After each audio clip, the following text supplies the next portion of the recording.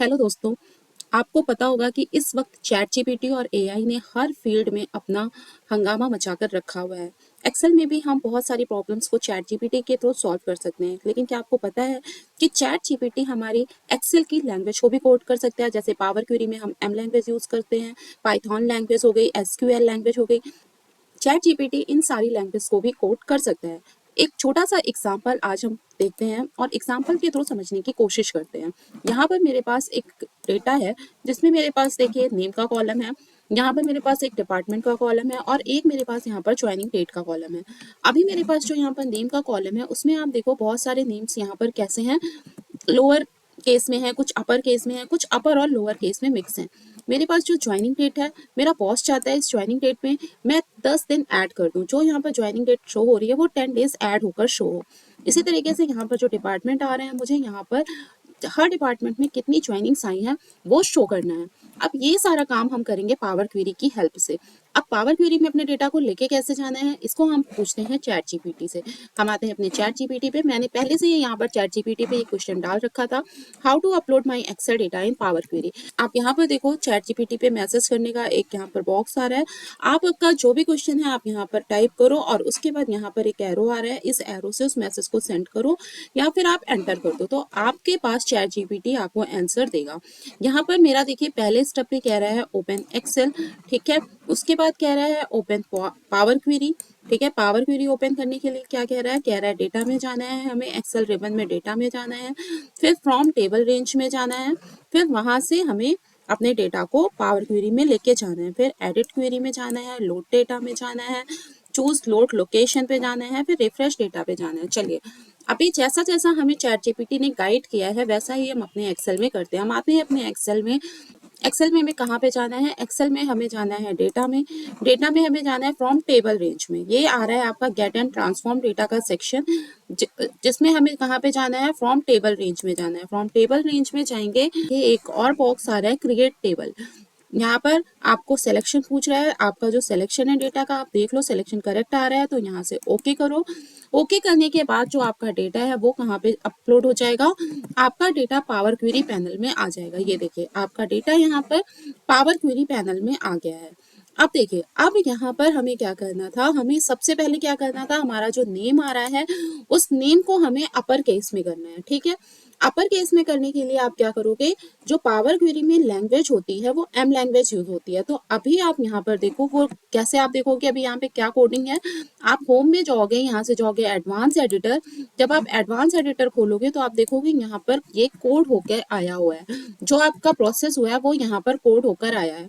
अभी आपको इसमें अपनी और कोडिंग ऐड करनी है। आपको क्या करना है, आप जो नेम का कॉलम है उसको आपको अपर केस में डालना है। तो आप क्या करोगे, यहाँ पर जाओगे वापस से चैट जीपीटी में और चैट जीपीटी में आप क्या टाइप करोगे, रीराइट। यहाँ पर देखिए यहाँ पर हमने अपना क्वेश्चन टाइप कर दिया है। यहाँ पर मेरा क्वेश्चन है rewrite following M code in Power Query for converting name and column in upper case. अभी यहाँ पर आपका फॉलोइंग एम कोड है तो वहां पे जो एम कोड है उसको यहाँ पे कॉपी करना है। तो अभी शिफ्ट के साथ एंटर करोगे तो आपका ये जो कर्सर है वो नीचे आ जाएगा। तो उसके बाद हम यहाँ से जाते हैं एक्सेल में और एक्सेल में हमारा ये जो कोड है हम इस पूरे कोड को यहाँ से करते हैं कॉपी। कॉपी करने के वापस से चैट जीपीटी में आते हैं और चैट जीपीटी में इसको करते हैं यहाँ से पेस्ट और करते हैं एंटर। एंटर करने के बाद देखिए चैट जीपीटी हमें यहाँ पर कोड निकाल कर दे रहा है। ये देखिए चैट जीपीटी ने यहाँ पर हमें अपर केस के लिए कोड निकाल कर दे दिया। आपको कुछ नहीं करना है, यहाँ से सिंपल कॉपी करना है। कॉपी करने के बाद अपने इस कोड को ले जाकर के कहाँ पर, यहाँ पर पेस्ट कर देना है, ठीक है। अपने इस कोड को यहाँ पर ले जाके पहले तो इसको यहाँ से हटा देते हैं, यहाँ पर इसको पेस्ट कर देना है इस जगह पर, ठीक है। इस जगह पर पेस्ट करना है और यहाँ पर आप नीचे देखोगे तो यहाँ पर नीचे आ रहा है ये डन का ऑप्शन। ये देखिए यहाँ पर नीचे आ रहा है डन का ऑप्शन। जैसे आप ये डन करोगे तो अब आप यहाँ पर ध्यान से देखो तो आपका जो नेम आ रहा है वो सारा का सारा यहाँ पर अपर केस में आ गया। आपने क्या किया, कुछ नहीं किया, आपने पुराने कोड को उठा के चैट जीपीटी पे कॉपी किया और चैट जीपीटी को सिंपल सा एक इंस्ट्रक्शन दिया कि इसको हमें अपर केस में कन्वर्ट करना है, इसको कोड हमें निकाल के दो। चैट जीपीटी ने हमें वो कोड निकाल कर दे दिया। अभी आप यहाँ पे देखो ज्वाइनिंग डेट के साथ ये टाइमिंग्स आ रही है।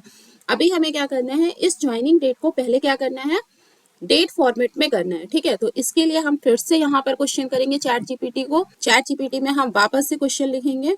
यहाँ पर देखिए हमने अपना क्वेश्चन टाइप कर दिया है, rewrite following M code in Power Query for format date column in date. यहाँ पर अभी हमें क्या करना है, यहाँ पर हम शिफ्ट के साथ एंटर करेंगे और शिफ्ट के साथ एंटर करने के बाद हमारा जो वापस से हम कहाँ पे जाएंगे, एक्सेल में जाएंगे और एडवांस एडिटर में अभी ये जो कोड है हमारे पास इसको कॉपी करेंगे।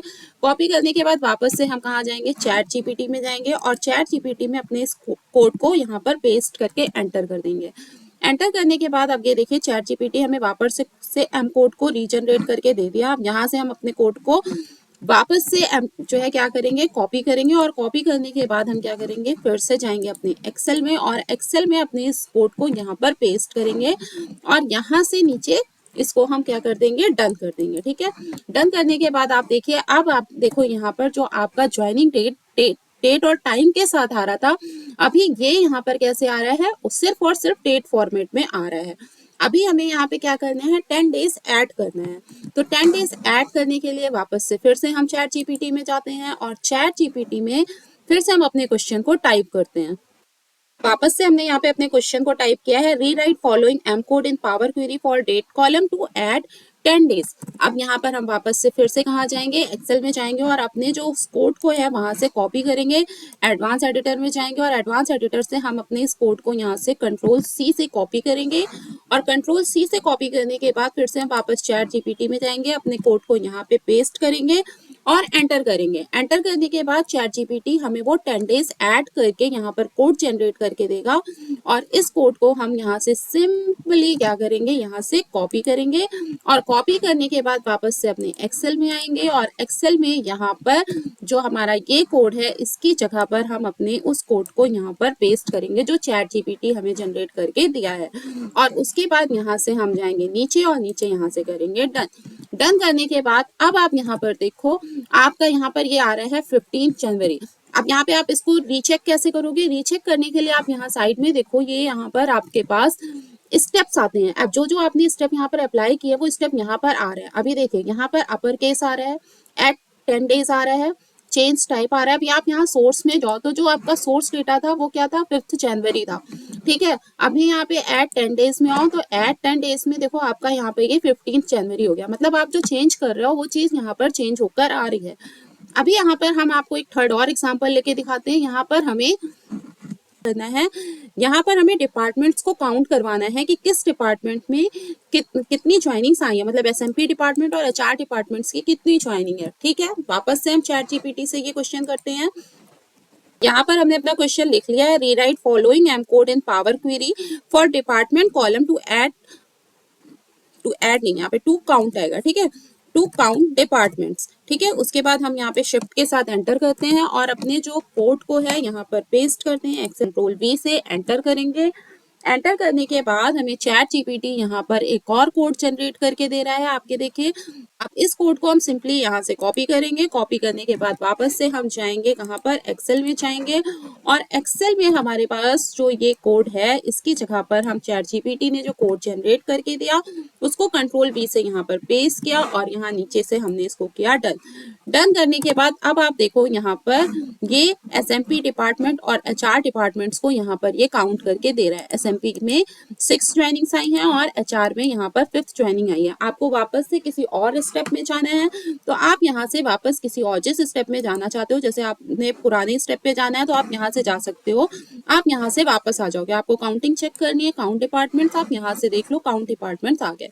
इस तरीके से आप देखो, आपको एम लैंग्वेज के बारे में कोई भी जानकारी नहीं थी, लेकिन चैट जीपीटी के थ्रू आपने पावर क्वेरी में सारी प्रॉब्लम्स को सॉल्व कर लिया। इस तरीके से आप चैट जीपीटी की हेल्प से किसी भी प्रॉब्लम्स को बहुत ही इजीली सॉल्व कर सकते हो। लेकिन यहाँ पर मैं आपको एक बात जरूर बोलना चाहूंगी कि आपको थोड़ी बहुत बेसिक नॉलेज तो होनी चाहिए, ताकि अगर यहाँ पर कोई एरर हो भी जाती है तो आप उस एरर को करेक्ट करने में सक्षम रहो। अगर आप को बेसिक नॉलेज भी नहीं है ना और यहाँ पर कोई एरर आ जाती है तो आपको समझ में ही नहीं आएगा कि वो एरर यहाँ पे कैसे आई। इसलिए बेसिक नॉलेज हर चीज की जरूरी है। हाँ, आप चैट जीपीटी की हेल्प ले सकते हो पर उसको अपना गुरु नहीं बना सकते। उम्मीद करती हूँ आपको मेरा ये वीडियो पसंद आया होगा। अगर आपको वीडियो पसंद आया है तो लाइक करो, शेयर करो और अगर अभी तक आपने मेरे चैनल को सब्सक्राइब नहीं किया है तो प्लीज़ मेरे चैनल को सब्सक्राइब कर दो। आगे ऐसे बहुत से वीडियोस लेकर मैं आती रहूँगी। अभी के लिए इतना ही। Thank you.